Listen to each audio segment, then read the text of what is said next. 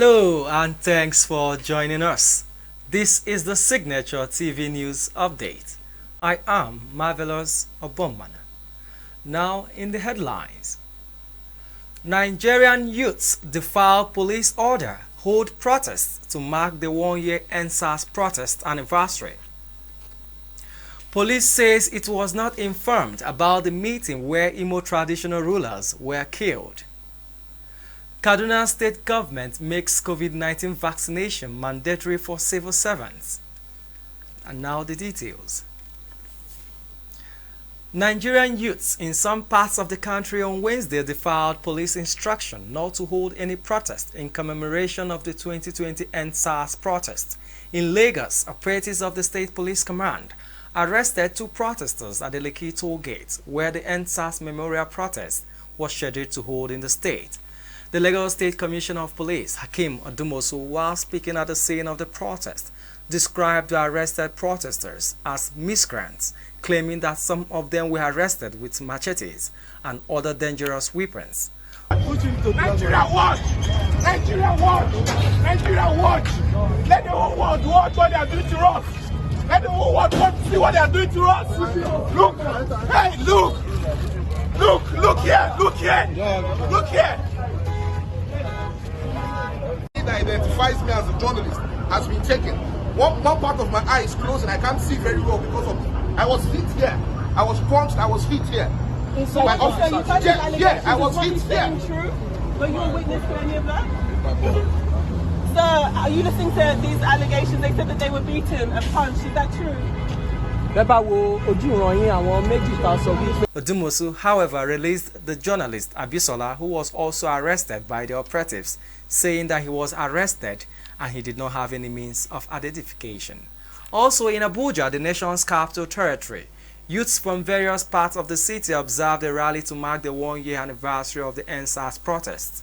The rally commenced at the Unity Fountain, where the youths, led by social activist Omoyele Sowore, marched across some of the major streets in the nation's capital. Sowore, while addressing journalists during the rally, said the government has not shown any remorse 1 year after the protest and has continued to suppress the citizens. A lawyer, Pelumi Olajemwese, who was also at the rally, expressed displeasure that the panel of inquiry set up by the government to investigate cases of human rights in Abuja has yet to conclude its findings 1 year after. Following the killing of two traditional rulers in Imo State, the Commissioner of Police in the state, Mr. Rabiu Hussaini, says police was not informed on the Tuesday's meeting with traditional rulers. Police spokesman in Imo State, Mike Abatam, said in a statement that since hoodlums raised Njaba Police Division and killed two officers, only policemen on vehicular patrol were posted to the area to help check crime. He stated that when the command got wind of the attack, the Commissioner of Police mobilized the command's tactical unit to the meeting venue to foil the attack. He noted that information was received that hoodlums suspected to be members of the Eastern Security Network of the indigenous people of Biafra were attacking the venue, where the transitional chairman of Njaba Local Government Council was holding meeting with some traditional rulers. While commiserating with the bereaved families, Hussaini promised that the bandits will be arrested and also prosecuted. The indigenous people of Biafra, IPOB, has disclosed that it has dragged the executive director of the School of Public and International Affairs, Baltimore University, USA, Professor Ivan Shihan, to court for alleged false publication against the group. This was disclosed in a statement on Tuesday by the group's spokesperson, Emma Powerful, accusing Shihan of publishing a false and malicious article against the group. According to him, Shihan had, in a piece published in the Washington Times, called on the U.S. authorities to declare IPOB a global terrorist group.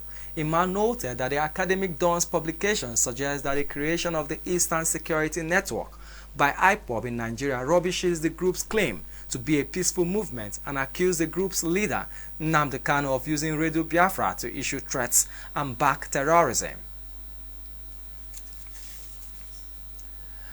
The Kaduna state government have mandated all civil servants in the state to get vaccinated against the deadly coronavirus disease, noting that evidence of vaccination will be a requirement to gain entrance to their offices from October 31st. This was disclosed in a statement issued and signed by the Special Advisor to the Governor, Nasiru El-Rufai, on Media and Communication, Muyiwa Adekeye, on Tuesday. According to the statement, the Ministry of Health has since commenced the vaccination of all civil servants, and this is expected to be completed by 31st October 2021, adding that all civil servants were required to be vaccinated by that date. It noted that visitors to government offices would need to present their vaccination cards or evidence of registration with the State Ministry of Health for the purpose of vaccination before they would be allowed into the government offices, and advised residents to register at the nearest primary health centers for vaccination. For business, the Nigeria Civil Aviation Authority (NCAA) has again threatened to decommission telecommunication masts belonging to operators that are indebted to the regulatory body. The apex regulatory body for aviation (NCAA) had in 2019 issued a similar threat to decommission unlicensed telecom masts belonging to service providers, banks and financial institutions.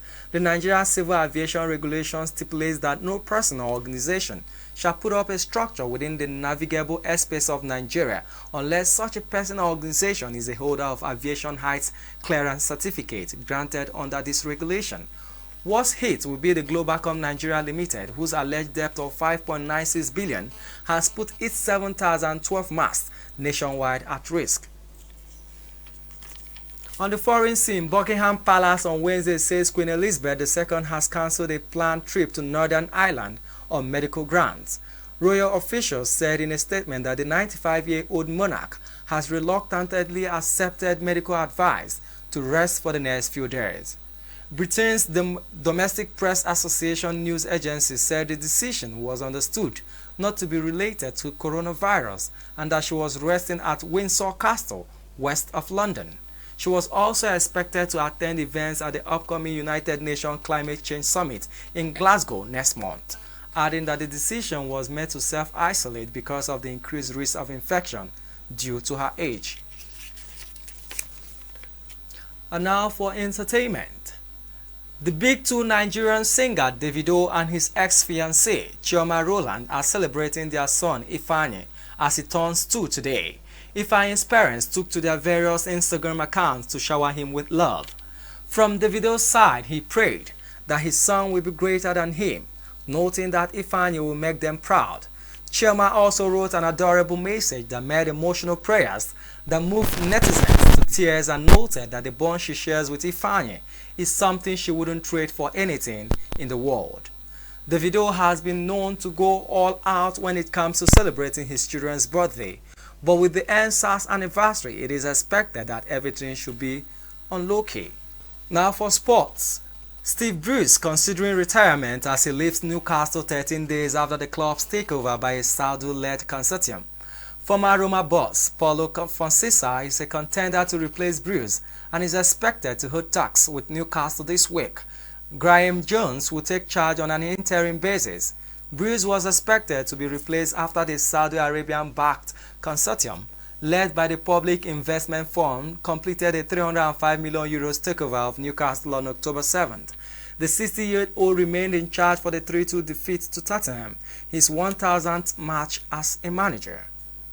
Now, before we end the news, a recap of our major stories. Nigerian youths defy police order, hold protests to mark the one-year EndSARS protest anniversary. Police says it was not informed about the meeting where Imo traditional rulers were killed. Kaduna state government makes COVID-19 vaccination mandatory for civil servants. Safety and security begin with you. Be patriotic.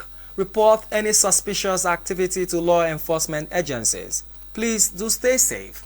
And that's the Signature TV News Update. On behalf of my producer Chibueze Obi, I am Marvelous Obonman. Thanks for watching.